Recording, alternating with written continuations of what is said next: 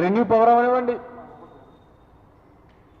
ఏ international వేదికలు అంటే దేశ స్థాయిలో ప్రపంచ స్థాయిలో గుర్తింపుకు చెందినటువంటి సంస్థల్లో సంబంధించినటువంటి వేదికల మీద కూడా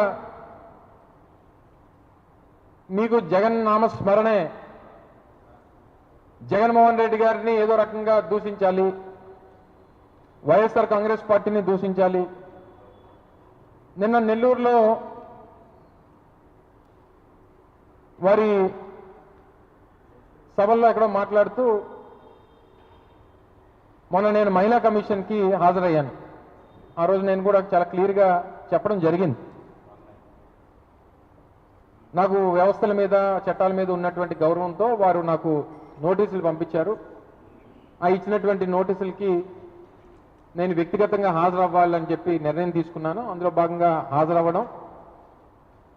హాజరయ్యి వారు అడిగినటువంటి కొన్ని ప్రశ్నలకి సమాధానం చెప్పాను. ఏం చెప్పానో కూడా ఆ రోజు పత్రికా సమావేశంలో వెల్లడించాను.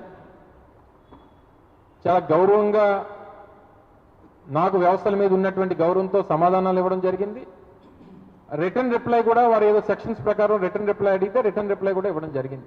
బయటకు వచ్చి కూడా చాలా చెప్పాను. నేను ఏదైతే మాట్లాడానో దానికి కట్టుబడి ఉన్నాను. అది ఒక పొలిటికల్ కామెంటు, పొలిటికల్ సెటైరు, ఒక వ్యక్తిని చేసినటువంటి వ్యాఖ్య, రాజకీయ వ్యాఖ్య.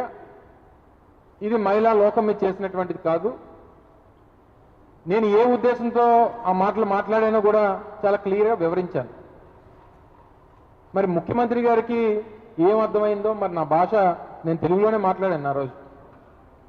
మరి వారికి ఏం అర్థమైందో తెలియదు. కానీ ముఖ్యమంత్రి గారి స్థాయిలో ఉన్నటువంటి వ్యక్తి, అంటే ఒక రాజ్యాంగబద్ధంలో రాష్ట్రంలో హైయెస్ట్ పొజిషన్లో ఉన్నటువంటి వ్యక్తి నన్ను ఉద్దేశిస్తూ నేను మహిళా కమిషన్కి వెళ్ళి వచ్చిన తర్వాత నాకు ఇష్టం వచ్చినట్టు మాట్లాడతాను, నువ్వెవరు నన్ను అడగడానికి అని చెప్పి నేను మహిళా కమిషన్తో అన్నానండి. నా ఇష్టం, నేను ఎలాగే మాట్లాడతానని చెప్పి నేను మహిళా కమిషన్తో అన్నట్టు వారి ప్రసంగంలో చెప్పారు. చెప్తూ ఏమన్నారు, ఆ సైకో తాలూకా ప్రోత్సాహం ఉంది, అందుకని వీరు ఇలా మాట్లాడుతున్నారు అని చెప్పి ఆయన మా నాయకుడిని ఉద్దేశిస్తూ కూడా ఓ విమర్శ చేశారు.